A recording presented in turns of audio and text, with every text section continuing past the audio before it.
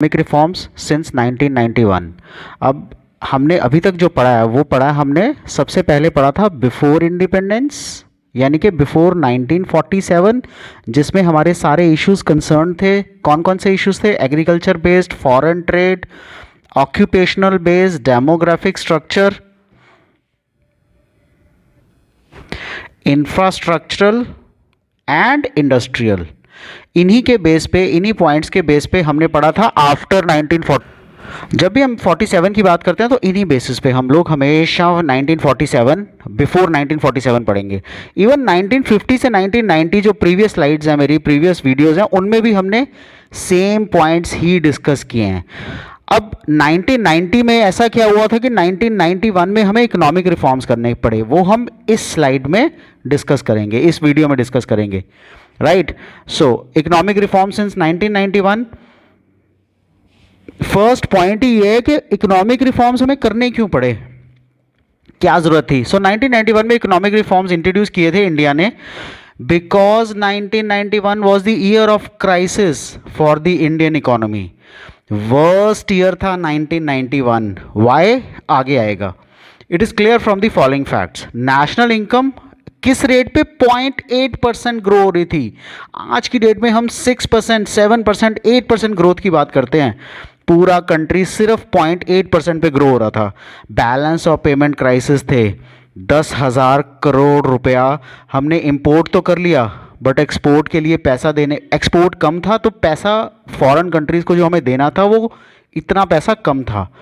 India को अपने बहुत सारा गोल्ड बैंक ऑफ इंग्लैंड को देना पड़ा। और क्या कारण थे? 1980s में गवर्नमेंट का एक्सपेंडिचर इतना एक्सीड हो गया गवर्नमेंट की इनकम से, इतना लार्ज मार्जिन के सस्टेन करना मुश्किल था। Right, this happened in India, with India. Right, prices of many essential goods rose sharply. हर एक एसेंशियल गुड, क्यों? सरकार को पैसा चाहिए था, टैक्सेस चाहिए थे। लेकिन ये जो फ्रीबीज होते हैं ना, हम फ्रीबीज बोलते हैं, गवर्नमेंट ने खर्चा ज़्यादा करना शुरू कर दिया। Imports grew at a very high rate. बहुत ज़्यादा ज़रूरत थी, इंडिया की पॉपुलेशन बहुत ग्रो हो रही थी, सो इंपोर्ट्स तो चाहिए ही थे, without matching the growth of exports. Export हम कुछ भी नहीं करते थे। फॉरेन एक्सचेंज रिजर्व्स डिक्लाइंड, इतना डिक्लाइन हो गया that was not adequate to finance import for more than 2 weeks. Do you understand the meaning of these words? इतना क्राइसिस हो किसी की फैमिली के साथ कि वो 2 हफ्ते से ज़्यादा फाइनेंस ना बचे। This is what happened with India in 1991। So there was also not sufficient foreign exchange भी नहीं थे ताकि हम इंटरेस्ट भी पे कर पाएँ। That needs to be paid to the international lenders. जिन लोगों से, जिन IMF से, वर्ल्ड बैंक, जिनसे हमने पैसे लिए थे, उनको हम इंटरेस्ट भी पे नहीं कर पा रहे थे उस टाइम पे। 1991 में इंडिया की ये सिचुएशन थी। क्या किया इंडिया ने? इसका रिजल्ट क्या हुआ? इंडिया ने अप्रोच किया international bank for reconstruction and development, जिसको हम वर्ल्ड बैंक बोलते हैं आजकल। IBRD को अप्रोच किया था, इंटरनेशनल मॉनेटरी फंड को अप्रोच किया था। इंडिया को $7 बिलियन का लोन लेना पड़ा। Do you imagine? $7 बिलियन का लोन लिया था सिर्फ इस क्राइसिस को मैनेज करने के लिए। क्राइसिस क्या था? The crisis was this, foreign exchange payment नहीं हो पा रही थी, इंटरेस्ट पे करने का पैसा नहीं था कंट्री के पास, इन्फ्लेशन बहुत ज़्यादा थी, तो ग्रोथ, इंपोर्ट्स बहुत ज़्यादा हो गया, एक्सपोर्ट बहुत कम हो गया। इन सब चीज़ों को पे करने के लिए हमें $7 बिलियन का लोन लेना पड़ा था। और लोन लेने के लिए इंटरनेशनल, जहाँ जहाँ से हमने लोन लिया, उन्होंने इंडिया को कंडीशंस पुट की। फर्स्ट कंडीशन क्या थी? लिबरलाइज करो, मतलब लाइसेंस सिस्टम को ख़त्म करो, यानी कि open up your economy. So open up the economy by removing restrictions on the private sector. Private sector को रोको नहीं, जो करना चाहता है उनको करने दो। Reduce the role of government in many areas. So government का काम क्या होता है? गवर्नमेंट का काम प्राइमरीली गुड गवर्नेंस है। अगर गवर्नमेंट बिजनेस में एंटर कर जाएगी, बिजनेस यूनिट्स में एंटर कर जाएगी, प्रॉफिटेबल यूनिट्स देखेगी, तो सोशल वेलफेयर कब होगा? सो गवर्नमेंट को बोला गया कि आप अपना रोल रिड्यूस करो, रिमूव ट्रेड रिस्ट्रिक्शंस। पहले क्या था, इंपोर्ट सब्सटीट्यूशन था ना, हमने लास्ट चैप्टर में पढ़ा था। इंपोर्ट सब्सटीट्यूशन क्यों था?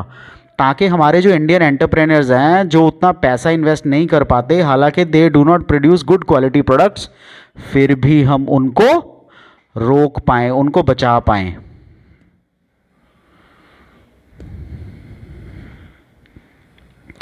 सो we have read the reasons for economic reforms. हमें इकोनॉमिक रिफॉर्म्स क्यों करने पड़े, right? So these were the need for the economic reforms. We have read fiscal deficit के कारण बैलेंस ऑफ पेमेंट पोजीशन बहुत बुरी थी, 5% of the GDP in 1991। Deficit 8.1% हो गया था 1991 में। हमने गवर्नमेंट बजट में पढ़ा है फिस्कल डेफिसिट क्या होता है। फिस्कल डेफिसिट होता है यानी कि गवर्नमेंट का जो एक्सपेंडिचर है it is more than the receipts of the government, यानी कि डेफिसिट ज़्यादा है। Unfavourable balance of payment positions हमने पढ़ा ना, 10,000 करोड़ के आसपास का पे करना पेंडिंग था। फॉरेन एक्सचेंज के रिजर्व्स हमारे पास सिर्फ उतने थे कि हम 2 हफ्ते का इंपोर्ट सस्टेन कर पा रहे थे। इंक्रीज इन प्राइसेस बहुत ज़्यादा थे। We have seen the data in the previous slide. Gulf crisis 1990 से 1991 में इराक में वॉर शुरू हो गया जिसने सारे अरब कंट्रीज़ को इन्वॉल्व कर लिया। इससे पेट्रोल क्राइसिस हो गया, यानी कि पेट्रोल की प्राइसेस बहुत बढ़नी शुरू हो गई। We have discussed about this point, inefficiency of public sector in the previous video. So public sector की inefficiency क्या थी? रेड टेपिज्म, काम ही नहीं करना किसी का, फॉलो अप, स्पीड अप करना ही नहीं काम, राइट? इनएफिशिएंसीज, सोशल वेलफेयर के चक्कर में प्राइवेट बिजनेसमैन को गलत देखना, उनको गलत समझना। सो इनएफिशिएंसीज ऑफ पब्लिक सेक्टर, जिसके कारण इकोनॉमिक रिफॉर्म्स हमें करने पड़े। अब economic crisis emerged in 1990 and 91। क्या क्या?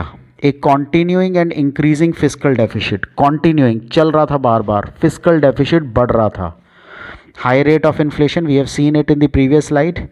increasing trade deficit and balance of payment crisis, we have seen in the previous slide। a level and high growth rate in external debt leading to debt trap। growth तो थी but किस में? External debt, बाहर से, World bank से, दूसरे countries से हम पैसा मंगवा रहे थे, जिसके कारण हम खुद अपने डेट ट्रैप में फंस रहे थे। हो क्या रहा था इंडिया के साथ? जो हम लोन ले रहे थे उससे हम इंटरेस्ट पेमेंट पुराने डेट की पे कर रहे थे। नई ग्रोथ तो थी ही नहीं, नई इनकम तो थी ही नहीं। So these were the economic crisis जो 1990 से 91 में शुरू हुई। Objectives of new economic policy, तो इंडियन गवर्नमेंट ने कहा कि हमें नई इकोनॉमिक पॉलिसी बनानी पड़ेगी as was required for taking that $7 billion loan जो हमने प्रीवियस स्लाइड्स में अभी देखा है।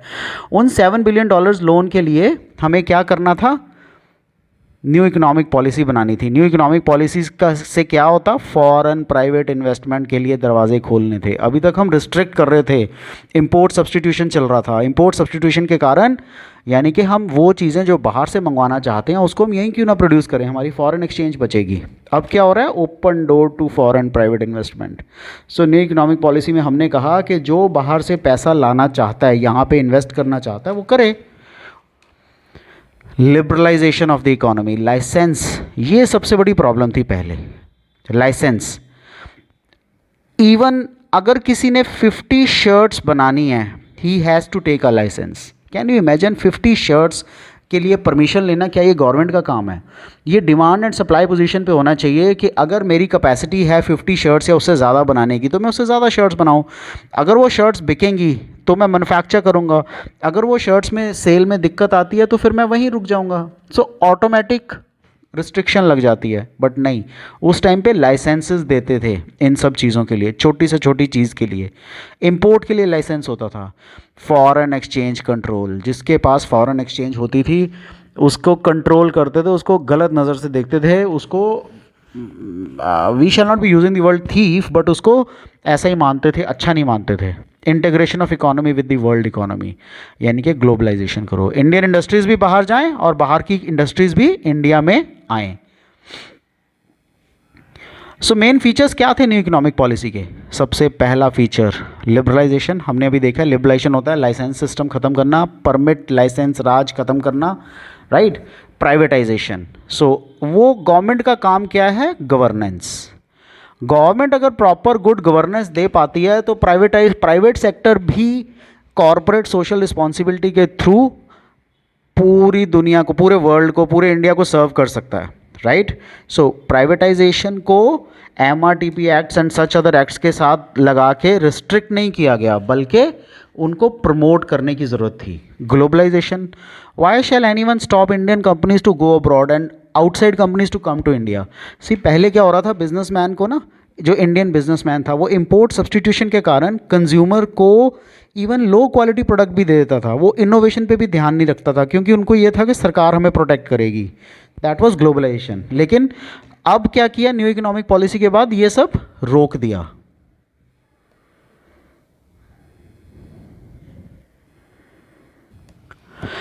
न्यू इकोनॉमिक पॉलिसी के मेन फीचर्स क्या थे, मेन एलिमेंट्स क्या थे? सबसे पहला एलिमेंट लिबरलाइजेशन। लिबरलाइजेशन क्या होती है? एक इकोनॉमिक पॉलिसी जो रिलैक्सेशंस देती है, open freedom to economic activities at all levels. So liberalisation का मतलब है कि कैसी पॉलिसी जिसमें रिलैक्सेशंस मिलती हैं, यानी कि हर स्टेप पे रिस्ट्रिक्शंस नहीं है, परमिशंस की ज़रूरत नहीं है, आपका जो मन है वो आप कर सकते हो, लेकिन इकोनॉमिक एक्टिविटीज़, ठीक है। उन इकोनॉमिक एक्टिविटीज़ से क्या होगा? Demand and supply position decide करेगी कि ये प्रोडक्ट चलेगा या नहीं चलेगा। Removing unnecessary trade restrictions and making the economy more competitive. Unwanted unnecessary trade restrictions की ज़रूरत ही नहीं है, इससे जो इकोनॉमी है वो कॉम्पिटिटिव हो जाएगी। ट्रेड रिस्ट्रिक्शंस का मतलब क्या है? इंपोर्ट्स को प्रमोट नहीं करना। सो इंपोर्ट्स अगर इंडिया में आए तो उनको हाई कस्टम ड्यूटी लगा दो, जिससे वो इंडिया में सेल ही ना हो पाए, कॉम्पिटिटिव ही ना बन पाएँ। So making the economy more competitive. अगर ये रिमूव हो जाएंगी ट्रेड रिस्ट्रिक्शंस तो इकोनॉमी और ज़्यादा कॉम्पिटिटिव हो जाएगी। Deregulation of industrial sector, जो हमारा इंडस्ट्रियल सेक्टर है उसको डी रेगुलेट करो। डी रेगुलेट का मतलब क्या होता है? So in India regulatory mechanisms were enforced in various ways. काफ़ी सारे तरीक़ों से हम रेगुलेटरी मैकेनिज्म्स को इन्फोर्स करते हैं। क्या क्या तरीके हैं? Industrial licensing under which every entrepreneur had to get permission from the government officials to start a firm. So industrial licensing को सबसे पहले ख़त्म करो। हमने देखा ना उसमें लिबरलाइजेशन में 3 पॉइंट्स थे। फर्स्ट पॉइंट था इंडस्ट्रियल लाइसेंसिंग। सो इंडस्ट्रियल लाइसेंसिंग को ख़त्म करो। गवर्नमेंट ऑफिशियल्स के पास बार बार जाना और उनको बोलना सर परमिशन दे दो, परमिशन दे दो। It may lead to corruption और रेड टेपिज्म। कोई भी फर्म को अगर किसी ने स्टार्ट करना है तो वो जैसे भी करे, क्लोज ए फर्म करना चाहता है उसकी अपनी मर्जी से जब मर्जी करे, and decide the amount of goods जो वो प्रोड्यूस करना चाहता है। So amount of goods, I give you an example के 50 शर्ट्स और 500 शर्ट्स और 5000 शर्ट्स, ये उसके ऊपर है, not to with anyone else. Private sector was not allowed in many industries. So पहले क्या था, पब्लिक सेक्टर के पास पूरा स्कोप था, लेकिन प्राइवेट सेक्टर को ओपन ही नहीं करने देते थे। बट अब ऐसा नहीं है। Some goods could be produced only in small scale industries. हमने प्रीवियस वीडियो में भी यही पढ़ा है कि स्मॉल स्केल इंडस्ट्रीज़ को फोकस था, यानी कि जो लार्ज स्केल इंडस्ट्रीज़ थी वो कंपटीशन ना करें स्मॉल स्केल इंडस्ट्रीज़ के साथ, इसलिए स्मॉल स्केल इंडस्ट्रीज़ के लिए गुड्स रिजर्व कर दिए थे। एंड प्राइस फिक्सेशन पे कंट्रोल था। कितनी price? Why is it not that demand and supply decides the price? अगर किसी चीज़ की डिमांड होगी और सप्लाई कम होगी तो उसकी प्राइस इन्फ्लेट हो जाएगी। अगर किसी चीज़ की डिमांड नहीं होगी, कम होगी, तो सप्लाई अकॉर्डिंगली डीफ्लेट हो जाएगी, right. So control price fixation पे हटाना। हाँ, नेसेसिटीज़ पे प्राइस फिक्सेशन ज़रूरी है। And distribution of selected industrial products. आप हर एक इंडस्ट्रियल प्रोडक्ट को डिस्ट्रीब्यूट नहीं कर सकते, बट अब ये डी रेगुलेट हो गया था, which means now they can do this. So liberalisation में हुआ क्या?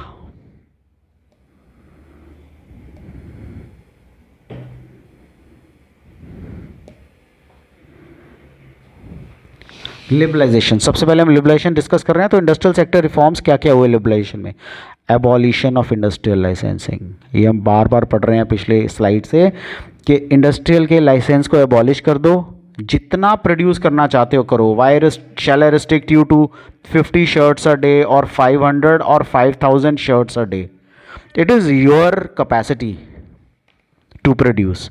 एक्सपेंशन ऑफ इंडस्ट्रीज, कोई भी कहीं एक्सपैंड करना चाहता है तो he is open to expand. Free import of machinery and raw material from abroad.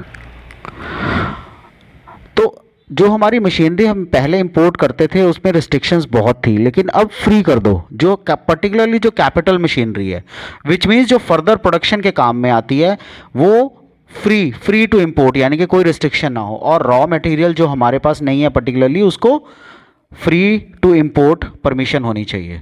अब रिफॉर्म्स हुए कौन कौन से? The reform policies led to the establishment of private sector banks. Indian as well as foreign दोनों ने private sector banks को शुरू किया. Foreign investment limit in banks was raise to 50%. Foreign की जो इन्वेस्टमेंट थी बैंक्स में 50% रेज हो गई. Those banks which fulfil certain conditions have been given freedom to set up new branches without the approval of RBI. You know, ये सबसे important काम हुआ कि जिन बैंक्स की ज़रूरत थी, जो कुछ कंडीशंस को फुलफिल कर रहे थे, राइट, उनको परमिशन दे दी. आरबीआई की अप्रूवल के बगैर आप ब्रांचेस सेटअप कर सकते हो नहीं. And rationalise their existing branch networks, particularly to the rural areas जहाँ पे बहुत ज़्यादा एक्सपेंशन का स्कोप भी है एंड ज़रूरत भी है. सो रैशनलाइज करने की परमिशन दी. दो banks have been given permission to generate resources from India and abroad, certain aspects have been retained with the RBI. ऐसा नहीं है कि बैंक्स को ओपन हैंड दे दिया. आरबीआई से लोगों के इंटरेस्ट को सेफगार्ड करने के लिए, अकाउंट होल्डर के इंटरेस्ट को सेफगार्ड करने के लिए, नेशनल इंटरेस्ट को सेफगार्ड करने के लिए आरबीआई अभी भी फुल कंट्रोल में था. जिन चीज़ों में रिक्वायर्ड थी, फॉरेन इन्वेस्टर्स जैसे merchant bankers, mutual fund distributors, pension funds, इनको अलाउ कर दिया इंडियन फाइनेंशियल मार्केट में एंटर करने के लिए.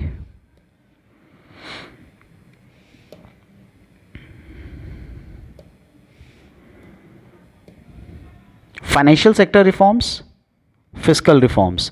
Financial sector reforms in India, which is controlled by RBI, rate of interest as commercial banks को लिबरलाइज कर दिया कि वो कितना रेट ऑफ इंटरेस्ट देना चाहते हैं अपने फिक्स डिपॉजिट्स पे, वो लिबरलाइज कर दिया. Physical reforms, it relate to the revenue and expenditure. जो खर्चा होगा रेवेन्यू, और जो इनकम आएगी रेवेन्यू, जो खर्चा होगा एक्सपेंडिचर.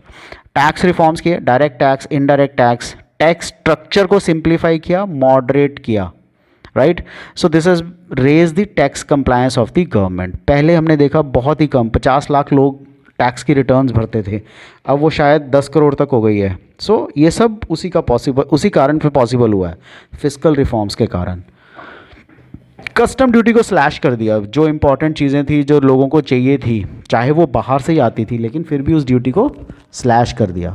स्लैशिंग सब्सिडीज़ भी कम की हैं. कंपटीशन इंक्रीज हो गया इससे. टैक्स रिफॉर्म्स क्या क्या हुए? Tax reforms are concerned with reforms in government की taxation and public expenditure policies. Government जो टैक्स लेती थी और जो खर्चा करती थी, उसको हम कलेक्टिवली फिस्कल पॉलिसी बोलते हैं. बेसिकली गवर्नमेंट का रिसीट्स एंड पेमेंट्स. आपको ये सुना सुना लग रहा होगा बिकॉज आपने ये गवर्नमेंट बजट में पढ़ा है. गवर्नमेंट बजट इसी का बनता है, right. So the receipts of the government जो टैक्सेशन एंड अदर सोर्सेज से आती है, एंड एक्सपेंडिचर जो गवर्नमेंट करती है, राइट. इनमें भी रिफॉर्म्स किए गए. टैक्स स्ट्रक्चर बेसिकली दो तरह का होता है, एक डायरेक्ट और एक इनडायरेक्ट. डायरेक्ट टैक्सेस का मतलब क्या है? consist of taxes on income of individuals as well as profits of the business. So direct tax ऐसा थोड़ी है सिर्फ आप पे और हम पे लगता है, कंपनीज पे भी लगता है, बिजनेस एंटरप्राइजेस पे भी लगता है. 1991 के बाद continuous reduction in the taxes on individual income as it was felt that high rates of income tax were an important reason for tax revision. बहुत सारे रेट्स रिड्यूस किए. Earlier it used to be 50% rate of tax, now it is 30% maximum for the individuals, right. So tax evasion इससे बहुत कम हुआ. It is now widely accepted that moderate rates of income tax encourage savings and voluntary disclosure of income. क्योंकि tax structure, tax rate almost 35-40% reduce किए गए, इसके कारण savings और वॉलंटरी डिस्क्लोजर ऑफ इनकम होना शुरू हो गया. रेट ऑफ कॉरपोरेशन टैक्स, ऐसा नहीं है सिर्फ इंडिविजुअल का टैक्स रेट रिड्यूस हुआ, कॉरपोरेशन टैक्स बहुत ज़्यादा था पहले, उसको भी धीरे धीरे करके कम किया गया। ये भी एफर्ट किए गए ताकि हम इनडायरेक्ट टैक्सेस को रिफॉर्म कर पाएँ। पहले वैल्यू एडेड टैक्स आया, राइट, उसके बाद अब तो जीएसटी आ गया है। So taxes levied on commodities in order to facilitate the establishment of common national market. एक ही मार्केट है, आप जम्मू कश्मीर में JNK में कोई सामान खरीदें या कन्याकुमारी में खरीदें, right, the rates would be the same. So goods and commodities के लिए सिंगल नेशनल मार्केट बन गई, कॉमन नेशनल मार्केट बन गई। Another component of reforms were simplification. ऐसा नहीं है कि टैक्स रेट रिड्यूस किया और हो गया, नहीं, हर एक बंदे को कंप्लायंस करना सिखाया और इतना सिंप्लीफाई कर दिया कि कोई भी कंप्लायंस करे, in order to encourage better compliance on the part of tax payers. So हर कोई कंप्लायंस कर सकता है खुद से। Many procedures have been simplified and the rates have also been lowered. तो इनके रेट्स भी बहुत कम हुए हैं और बहुत सारा प्रोसेस को सिंप्लीफाई भी किया गया है। सो फोर्थ पॉइंट था इसका external sector reforms. External sector में दो चीज़ें आती हैं, एक फॉरेन एक्सचेंज, एक फॉरेन ट्रेड पॉलिसी रिफॉर्म्स। तो रिडक्शन इन टैरिफ्स हुआ, हमने अभी पढ़ा, रिमूवल ऑफ लाइसेंसिंग सिस्टम हुआ इंपोर्ट्स के लिए, removal of exports duty on goods exported from India. पहले क्या होता था, पहले ये होता था कि अगर आपने कोई गुड इंडिया से बाहर भेजना है तो और वो नेसेसिटी है, ज़रूरी है इंडिया के लिए, तो आपको एक एक्सपोर्ट ड्यूटी देनी पड़ेगी। सो ड्यूटी लगती थी उन एक्सपोर्ट्स पे, अब वो ड्यूटी भी ख़त्म कर दी, हटा दी। सबसे पहले फॉरेन एक्सचेंज के रिफॉर्म्स क्या क्या हुए? The first important reform in the external sector was made in the foreign exchange market में, full partial convertibility of rupee 91 में, as an immediate measure to resolve the balance of payment के crisis को। 10,000 करोड़ का balance of payment का crisis था ना हमारा, यानी कि हमने इंपोर्ट बहुत ज़्यादा कर लिया था, एक्सपोर्ट की उतनी कैपेसिटी नहीं थी। सो रुपी को हमने डी वैल्यू किया अगेंस्ट फॉरेन करेंसीज के साथ। डी वैल्यू करने से क्या हुआ, इससे increase in the inflow of foreign exchange होने शुरू हो गया। It set the tone to free the determination of rupee value in the foreign exchange market. इससे रुपी की जो वैल्यू थी वो फॉरेन एक्सचेंज मार्केट में डिटर्मिन होनी शुरू हो गई from government control. So foreign exchange market से वैल्यू डिटर्मिन होनी शुरू हो गई। Now more often markets determine exchange rates. आज की डेट में जो मार्केट्स हैं वो वेरी ऑफन एक्सचेंज रेट्स को डिटर्मिन करती हैं based on the demand and supply of foreign exchange. कितनी डिमांड है, कितनी सप्लाई होगी, उसके बेस पे फॉरेन एक्सचेंज डिटर्मिन होती है रेट्स आजकल। द ट्रेड पॉलिसी रिफॉर्म्स, ऐसा नहीं है सिर्फ फॉरेन एक्सचेंज के रिफॉर्म्स हुए, ट्रेड पॉलिसी जिस कारण से सामान आता या जाता था, इंपोर्ट एंड एक्सपोर्ट, हमने क्या किया, क्वांटिटेटिव रिस्ट्रिक्शंस हटा दिए इंपोर्ट और एक्सपोर्ट के। क्वांटिटेटिव रिस्ट्रिक्शन हटाने से क्या हुआ, जिसकी जितनी कैपेसिटी थी इंडियन कंज्यूमर, इंडियन इंपोर्टर वो उतना बाय कर सकता था, या जितनी जिसकी कैपेसिटीज़ थी सेल करने की वो उतना सेल भी कर सकता था, एक्सपोर्ट कर सकता था to foreign countries.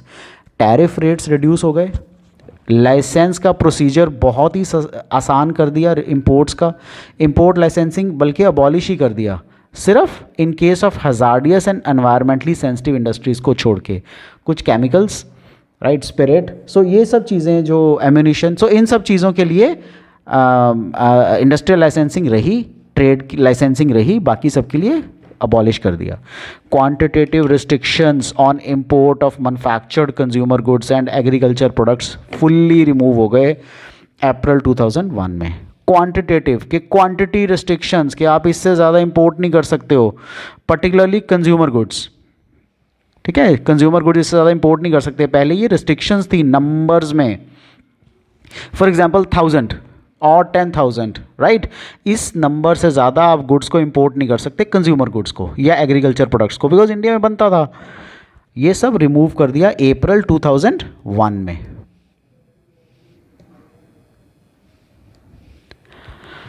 Export duties remove की to increase the competitive position of Indian goods in the international market. So हमने एक्सपोर्ट ड्यूटीज़ को रिमूव किया। इससे क्या हो गया, एक्सपोर्ट ड्यूटीज़ रिमूव होने के कारण हमारे प्रोडक्ट्स की वैल्यू पता लगी इंटरनेशनल मार्केट में। हमें ये पता लगा कि हमारे प्रोडक्ट्स कितनी वैल्यू पे सेल होते हैं, क्या उनकी डिमांड है भी इन द इंटरनेशनल मार्केट। अगर उनकी डिमांड इंटरनेशनल मार्केट में नहीं थी तो कॉम्पिटिटिव बनाया गया, उनकी क्वालिटी इंप्रूव की गई, उन पे काम किया गया, प्रोडक्ट की जो साइज़ है उसको राइट साइज़ बनाया गया, राइट, लाइक मोबाइल फ़ोन्स हैं, mobile phone should be 5 inch 6 inch, इसी पे मैन्युफैक्चर हो रहे हैं। अगर मोबाइल का साइज़ हम 6 इंच से ज़्यादा बढ़ा देंगे, 5.5 से ज़्यादा कर देंगे, उससे क्या होगा, हमारे हाथ से बाहर निकल जाएगा। हम एक हैंड पे, पाम पे उसको रख नहीं पाएंगे, क्योंकि हम उसको पाम पे रख नहीं पाएंगे तो प्रॉपरली और राइटली यूज़ नहीं कर पाएंगे। इस कारण से वो सारी कॉम्पिटिटिवनेस आई इंडियन मैन्युफैक्चरर्स को जो ज़रूरी थी। सो इंडियन जो गुड्स थे ना, इंटरनेशनल मार्केट में वो कॉम्पिटिटिव हो गए। कॉम्पिटिटिव मतलब क्वालिटी इंप्रूव होनी शुरू हो गई, लेस प्राइस पे बिकने लग गए, उनके जो इंग्रेडिएंट्स थे तो उस पर रिसर्च एंड डेवलपमेंट शुरू हो गई। सो ये सब चीज़ें कॉम्पिटिटिव पोजीशन को इम्प्रूव करती हैं, राइट। सो इसको इतना ही रखते हैं अभी ट्रेड पॉलिसी रिफॉर्म्स को। In the next video will cover the privatisation and globalisation वाला एस्पेक्ट, राइट। आपको इसमें कोई भी डाउट आता हो, मैंने ये ना पॉइंट वाइज बनाए हैं सो दैट आप इसको बेटर अंडरस्टैंड कर पाओ। आपको इसमें अभी तक कोई भी डाउट हो, do let me know, I will clear all your doubts. Take care, good bye.